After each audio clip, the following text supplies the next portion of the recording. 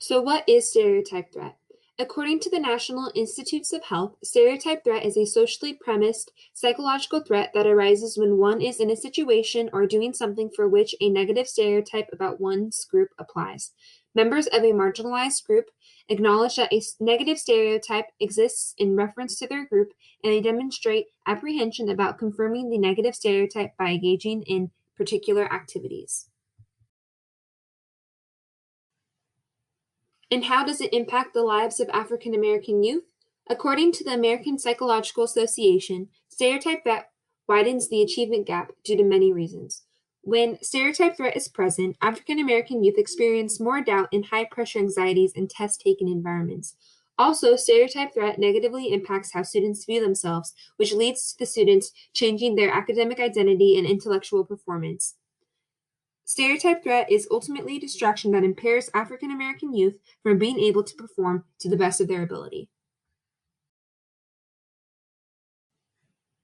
There are two aspects of stereotype threat that I will be addressing, which are race and gender.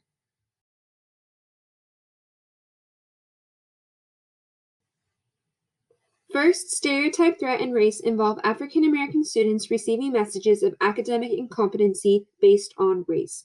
A teacher can have stereotypical beliefs about the academic ability of Black students, which can lead to lower expectations, derogatory, stereotypical remarks, and differential treatments.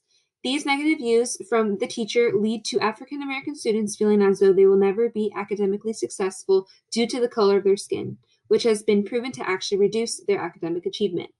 If a teacher who is supposed to be a role model that students respect and look up to doesn't even believe that a African American child can succeed, why would that child think otherwise?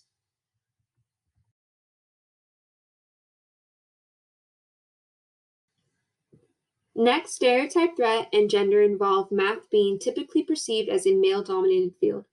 This might be a common issue in a co ed classroom due to the presence of boys and potentially having a teacher that supports the stereotype.